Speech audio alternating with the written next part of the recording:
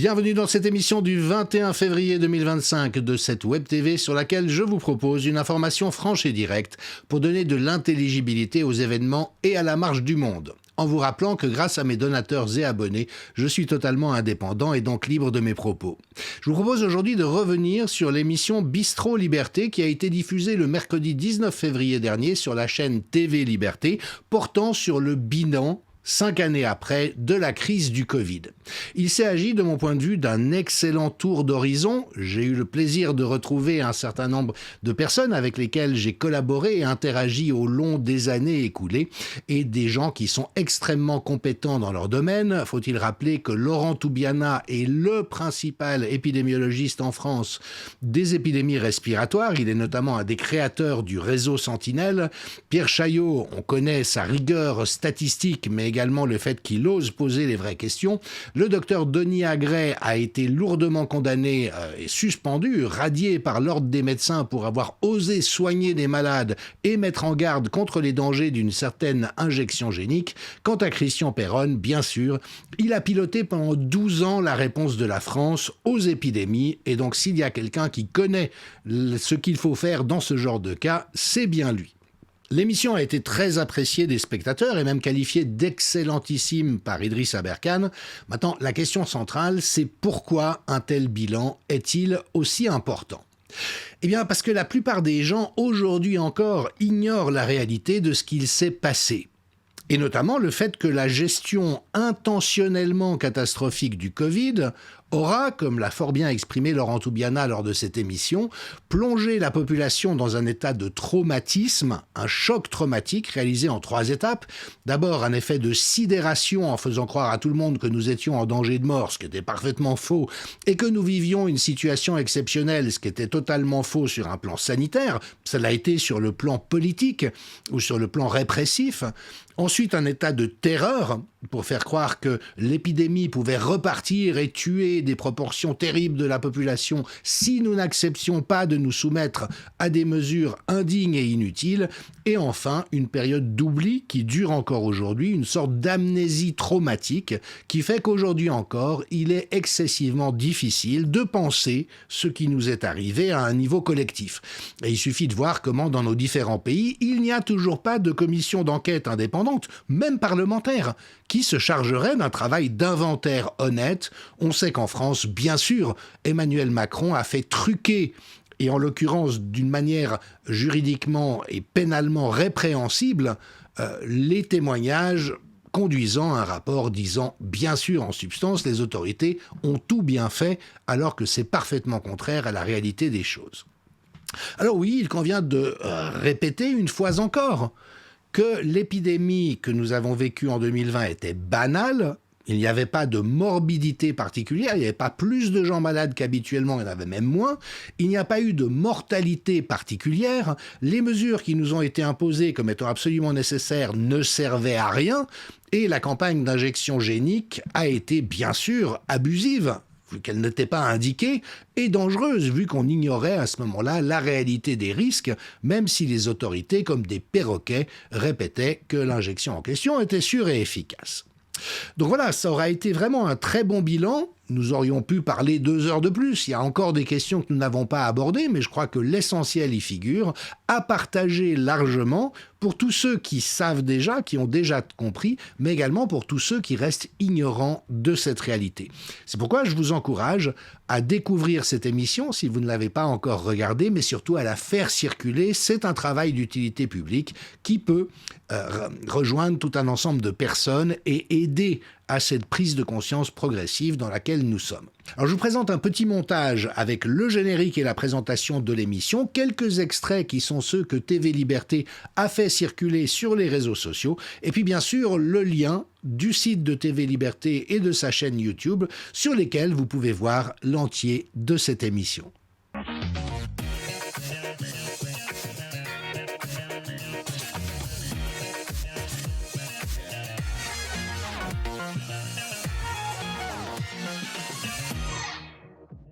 Bienvenue à Bistro Liberté, le débat libre et non conformiste. Au sommaire de cet épisode, Covid-19, 5 ans après, quel bilan? Et en seconde partie, l'après-Covid-19, vers un changement de société? Pour en parler, Éric Morillo a réuni les experts qui ont fait entendre une voix opposée à la doxa sanitaire publique. Bienvenue à Jean-Dominique Michel.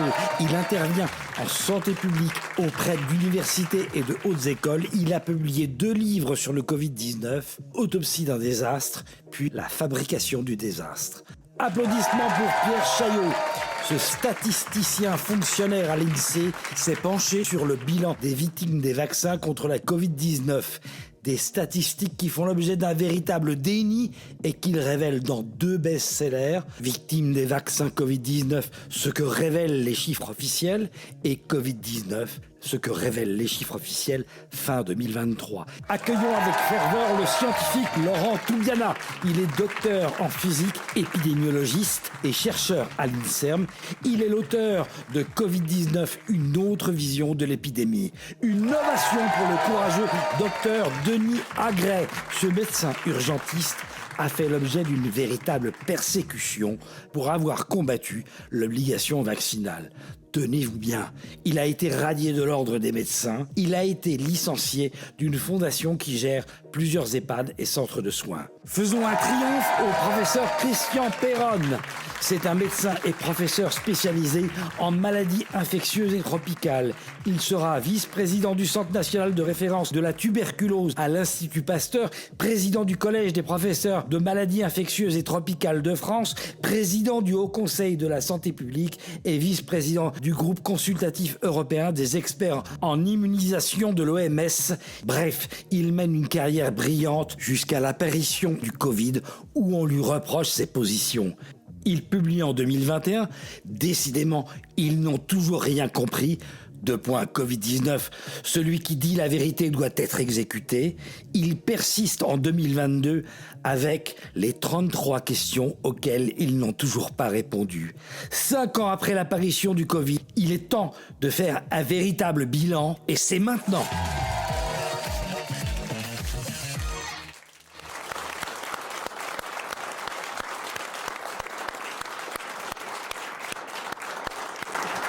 Bonsoir à tous, je suis vraiment très heureux d'avoir réussi à convier un plateau exceptionnel, on peut le dire ce soir, puisque depuis cette triste période, je crois à ma connaissance qu'il n'y en avait pas eu un tel plateau. Les données immédiates qu'on a eues en provenance d'Italie, c'est on respire un grand coup, on vit normalement, il n'y a rien de différent qu'avec n'importe quelle épidémie respiratoire virale. Et on avait déjà par exemple la preuve que 98% des décès concernaient des personnes soit en toute fin de vie, soit qui avaient de 1 à 3 comorbidités graves, donc des patients qui avaient des cancers en phase terminale, qui avaient des maladies neurodégénératives très avancées, mais qu'une personne en bonne santé âgée de moins de 80 ans ne risquait rien de moins qu'une autre année. Et moi, j'ai attendu des jours et des jours, je ne sais pas si c'était pas des semaines, pour qu'on ait l'autorisation de prendre en charge les malades à Garches. On était le seul hôpital de toutes les Hauts-de-Seine. Les Hauts-de-Seine, c'est comme un des départements très peuplés en Île-de-France. Et tous les autres hôpitaux publics privés n'avaient pas le droit. Alors un jour, la directrice a dit, ça y est, on a le feu vert du siège de l'assistance publique. Et comme tous les malades des Hauts-de-Seine venaient sur mon hôpital, au pire du pire, on a dû avoir 40 malades le même jour. Alors c'était sympa parce que sympa, c'est triste pour les malades, ils avaient arrêté toutes les activités de chirurgie. Alors c'était sympa parce qu'il faisait beau. Tous les médecins venaient nous aider, les infirmières des autres services, en disant les pauvres, en la maladie infectieuse, ils vont crouler. Il y avait Ediard ou d'autres traiteurs qui nous offraient des plateaux repas excellents parce qu'à l'époque, ils bichonnaient les soignants, c'était sympa. Mais parce qu'il y a eu un moment où les soignants étaient bien vus. Et donc, on a eu jusqu'à 40 malades. Après, quand il y a eu la deuxième vague, soi-disant qu'elle allait être pire que la première, on a dû avoir, je crois, au pire 14 malades. Et la troisième vague, c'était 5 malades. Et après, c'était terminé. Donc, tout ça a été organisé. Quand on avait vu qu'à Strasbourg, il y avait TF1 tous les soirs qui disait « Regardez, l'Alsace s'écroule », des hélicoptères qui emmenaient les malades en Allemagne, des TGV qui emmenaient les malades à Bordeaux, alors qu'il y avait tous les autres hôpitaux de Strasbourg, publics, privés, qui avaient interdiction de prendre en charge les malades, alors qu'ils avaient vidé leur service pour prendre en charge les malades, qu'ils avaient des personnels médicaux super compétents, qu'ils avaient du matériel super moderne. Pourquoi vous n'avez pas le droit d'après vous? C'était pour faire croire qu'il y avait une panique. C'était totalement fabriqué, cette panique. Il n'y a jamais eu de saturation. Et moi, je le sais, je ne dirais pas où et quand, mais je sais qu'il y a des chefs de service de réanimation qui ont dit à la télé tous mes malades dans mon service sont des non-vaccinés, c'est terrible. Moi, je le sais, j'en ai eu la preuve, je n'ai pas pu dire, parce que c'est la personne qui a eu les preuves, ce n'était pas de façon tout à fait légale, mais enfin, pour ça que je n'ai pas voulu la mettre dans l'embarras. Mais en fait, tous les malades dans les services de réanimation étaient des vaccinés. Les vaccinés faisaient des formes beaucoup plus sévères et sont beaucoup plus morts que les non-vaccinés. Donc voilà. Donc tout ça, c'était organisé pour faire ça. Tout ça est très bien documenté. À New York, après le premier épisode, 50% des personnes déclarées comme étant à l'hôpital pour cause de Covid n'y étaient pas à cause du Covid, mais pour d'autres causes. Et interrogée là-dessus, la grande responsable du système hospitalier new-yorkais a dit non, mais c'était bien parce que ça poussait les parents à faire vacciner leurs enfants. Un complément, parce que non seulement on a surréagi, mais en plus on a imposé des mesures dont on savait qu'il ne fallait surtout pas les appliquer. Et c'est ça qui est fascinant. Si on prend le plan pandémie de 2019 de l'OMS, il est très clairement dit, en cas d'épidémie respiratoire, les confinements ne servent à rien, le port du masque ne sert à rien, les systèmes de traçage ne servent à rien, la fermeture des frontières ne sert à rien. Donc la science de gestion des épidémies savait très bien que ces mesures, d'après des analyses basées depuis la grippe espagnole et toutes les épidémies au cours du XXe siècle, il fallait s'en abstenir parce que ça génère beaucoup de dégâts et ça n'apporte absolument aucun avantage. Et ce qui est fascinant, c'est que les gouvernants et un ensemble d'experts corrompus, à mon sens, directement ou indirectement, sont réussis à nous convaincre du fait que des mesures qui étaient reconnues, et de nouveau, je veux dire, allez voir par vous-même les plans pandémie et sortez-moi un seul d'entre eux qui disent, en cas d'épidémie, il faut confiner la population. Vous n'en trouverez pas, parce qu'on savait très bien que c'était destructeur. Et on a eu une deuxième chance, c'était un certain épidémiologiste suédois qui, lui, a refusé, et même d'autres pays scandinaves, a refusé de suivre la méthode qui était imposée dans les autres pays européens. Et donc là, ça nous a permis de comparer ce qui se passait ailleurs et chez nous. Et en fait, on voit qu'il se passe exactement la même chose. C'est-à-dire qu'on a à peu près le même comportement épidémique, que l'on mette en place des mesures ou qu'on ne les mette pas en place. Donc ça, pour moi, deux chances qui sont arrivées comme ça et qui me permettaient de confirmer que ce que j'avais dit au tout début était vrai. Et puis j'étais vice-président pour les vaccins pour la grande Europe de l'OMS et j'ai vu comment l'industrie pharmaceutique avait colonisé l'OMS avec Bill Gates et ils sont là partout. Et moi, je pense qu'il y a certains vaccins qui sont excellents, mais il y a une communication sur la vaccination, la peur sur les maladies qui est totalement disproportionnée par rapport au risque réel de certaines maladies. Et c'était bien évident que Big Pharma est derrière tout ça. Nous sommes actuellement en train de vivre un véritable ouragan, ça n'est même plus une tempête qui continue de déferler notamment sur les États-Unis. Kash Patel, donc l'ancien procureur qui a enquêté sur la fausse affaire de collusion entre Donald Trump et Poutine lors de la première élection de Trump, vient d'être confirmé par le Sénat dans la position et la responsabilité de directeur du FBI. Il a écrit tout un livre pour parler de l'État gangster, c'est-à-dire des crimes d'État contre la population que je décris de mon côté depuis plusieurs années maintenant. Et puis il s'est engagé notamment à faire connaître la liste complète des personnes ayant rendu visite à Jeffrey Epstein sur son île des Caraïbes, mais également dans ses différents domiciles à Paris, à New York, dans le Nouveau-Mexique, pour qu'on sache quels ont été les invités qui ont été confrontés à ces viols massifs de mineurs à des fins de chantage et de pression. Tout cela, Kash Patel s'est engagé à le faire connaître Et donc nous allons vers des révélations assez tonitruantes. Sachez encore que Robert Kennedy Jr. a pris ses fonctions à la tête du ministère américain de la Santé et des Affaires sociales et qu'il a reçu un accueil enthousiaste de la part des employés et fonctionnaires et cadres de ce ministère qui lui ont dit en substance cela faisait des années que nous attendions que quelqu'un d'intègre prenne les fonctions que vous allez occuper et que nous puissions mettre à plat toute la réalité des politiques mais également de la recherche dans le domaine de la science et de la médecine pour qu'on sache exactement ce qu'il convient de recommander à la population. Toujours sur le front des États-Unis, le vice-président J.D. Vance a donné un grand coup de pied dans la fourmilière en Europe, mais le secrétaire d'État, donc le ministre des Affaires étrangères états-unien, y concourt désormais, et notamment avec la question de l'Ukraine. Et oui, parce que figurez-vous que Donald Trump et Vladimir Poutine se mettent en tête de faire la paix, ce qui évidemment horrifie les Européens pour lesquels plus d'1 million de morts, ça ne suffit pas, et notamment Emmanuel Macron en France, le psychopathe qui préside aux destinées de ce malheureux pays, veut la guerre à tout prix, il continue une propagande insensée dans cette direction, mais il va probablement aller se faire remonter les bretelles à Washington ce lundi 24 février.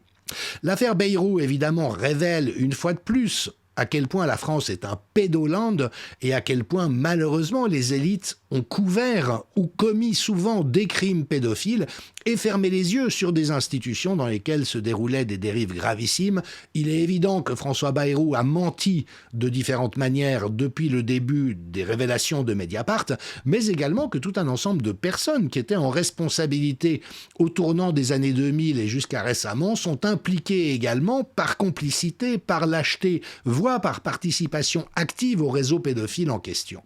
L'affaire Brigitte continue de faire des vagues et Candace Owens est allée de plus en plus loin d'une manière qui embarrasse énormément le couple de l'Élysée. Et un des bienfaits de cette mise en lumière, c'est que bien sûr, on peut discuter des informations apportées par Natacha Rey, Xavier Poussard, maintenant Candace Owens. Il y a quand même énormément de faits troublants, d'indices qui mériteraient qu'on s'y intéressât plutôt que de hurler et de vouer les enquêteurs en question aux gémonies. Mais c'est surtout la réaction du couple présidentiel qui indique de la manière la plus manifeste qui soit qu'il y a un problème. Ils cherchent à se dépêtrer, ils font des actions parfaitement chaotiques. Alors soit, hypothèse pour entretenir la polémique et la controverse, ça n'est pas exclu que ça soit en soi une opération de manipulation, soit c'est désormais l'hypothèse la plus probable parce qu'il y a réellement un énorme problème, déjà dans une pédophilie de Brigitte Macron à l'encontre d'Emmanuel, qu'elle a quand même débauché à l'âge de 14 ans, où il n'était vraiment pas un homme, mais également avec une possible transition de genre où c'est désormais dans cette direction que se portent les regards quant à l'origine d'Emmanuel Macron lui-même. Mais toujours est-il qu'il faut savoir que toute l'histoire photographique des principaux protagonistes de cette histoire a été complètement effacée, notamment par, mais oui, Mimi Marchand, suggérée par Xavier Niel au couple présidentiel. Pour parler de tous ces sujets, je vous donne rendez-vous lundi 24 février à 20h sur mes chaînes YouTube, X et Facebook pour une émission en direct. Je suis en train de rassembler toutes les informations pertinentes pour leur donner sens et mettre en lien les différentes facettes de réalité que je viens de vous décrire. Donc ne manquez pas cette émission en direct si vous le pouvez ou en replay. Et puis sachez pour terminer que YouTube, non content et non satisfait d'avoir supprimé mon émission sur les programmes d'éducation sexuelle entre 12 000 paires de guillemets, c'est-à-dire de traumatisation des enfants à l'école par une sexualisation abusive, vient également de supprimer une émission que j'avais réalisée sur l'USAID et l'affaire Brigitte. Donc voilà, manifestement, il y a une certaine tension de la part des pouvoirs en place de l'État profond et des censeurs, et donc nous n'allons pas nous arrêter en si bon chemin. Je vous donne rendez-vous lundi 24 février à 20h sur mes canaux pour une émission en direct sur l'ouragan qui est en train de déferler sur l'Occident. Si vous avez apprécié cette émission et que vous avez envie de soutenir nos efforts, je vous rappelle qu'il est possible de souscrire un abonnement à partir de 1 € par mois ou d'effectuer une donation du montant de votre choix à l'adresse qui s'affiche actuellement sur votre écran. Cette chaîne va encore passablement évoluer dans les semaines et les mois qui viennent, mais si vous avez envie de soutenir ce travail d'information original et unique que nous produisons ici, eh bien, sentez-vous libre, bien sûr, de nous rejoindre. Merci.